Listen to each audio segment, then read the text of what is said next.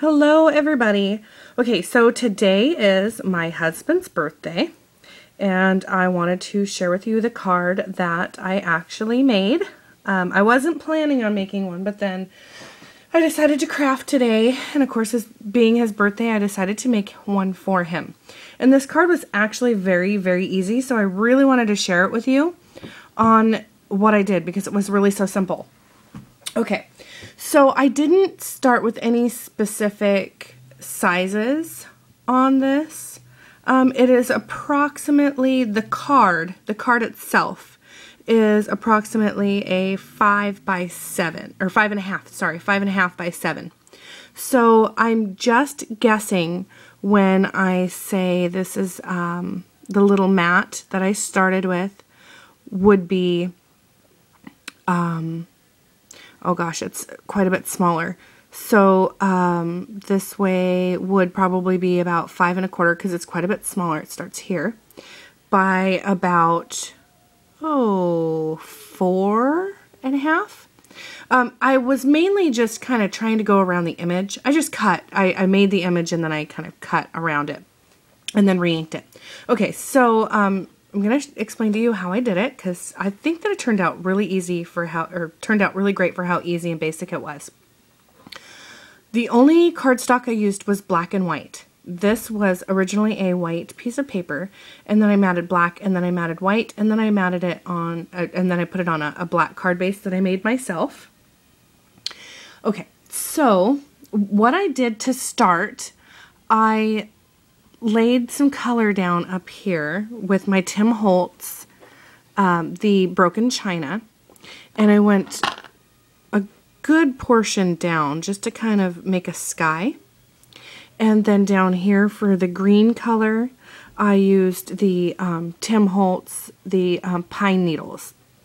And I like to use my, I think it's like a dauber type thing, or it's like my sponge. I like to sponge on the color because I think it gives it a really nice effect where it's dark around the edges and then it lightens up as it gets to the middle.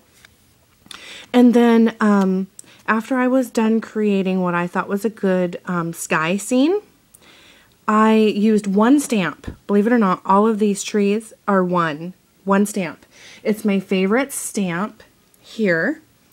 And I don't know who it is by. It does not have a name. I bought it secondhand from somebody on my Facebook group that sells some things, crafting things and other, it's like a garage sale online.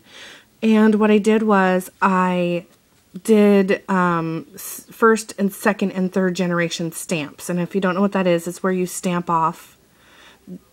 So, okay. What I did was I inked up my stamp. I placed this down. This is the first generation. And then I inked it up again. I stamped off on a scrap piece of paper. And then I stamped, without re-inking or anything, I inked again here. So that's second generation. I did the same here, that's second generation. And then back here, I threw in some third generation stamps. And there was a few like little mistakes, like right here. I tried to fix, if you can see up here where it's kind of stamped off a little bit more. I tried to fix it, and you know, I think that it looks fine. It's not really any huge issues. Okay, so then I knew that with the black, that on such a bright background, I didn't want it to look out of place. So that's when I decided to mat it on the black cardstock. And then I wanted to continue that theme with mainly black and white, and I like that the color is just in the grass and in the sky. So I just continued matting with another white.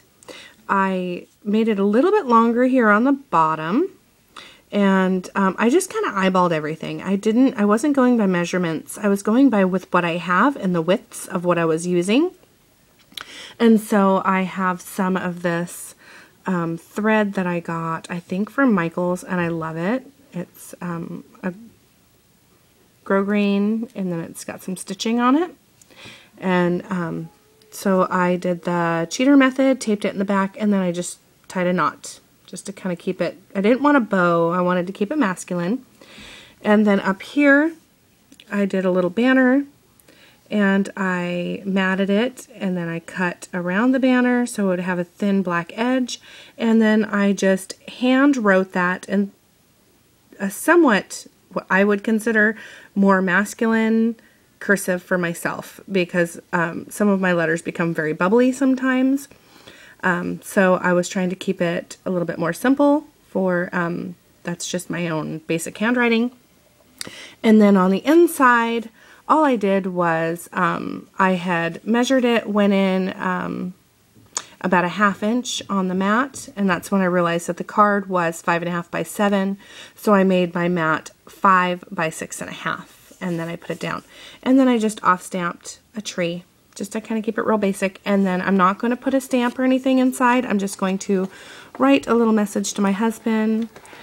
So far his birthday has been okay, but he was a little bummed because the only thing he wanted to do for his birthday is, believe it or not, go fishing. And he couldn't because the rivers are blown out. We've had so much rain, which is very typical around here. So anyway, I actually impressed myself. I'm happy with it. It's not anything that's going to impress him, but you know, when it comes to masculine cards, sometimes it can be very difficult, and I think it turned out really great. I absolutely love it, actually, for a masculine card. So thank you all for watching, and watch out for the winner of the challenge tomorrow. Thank you very much. Bye.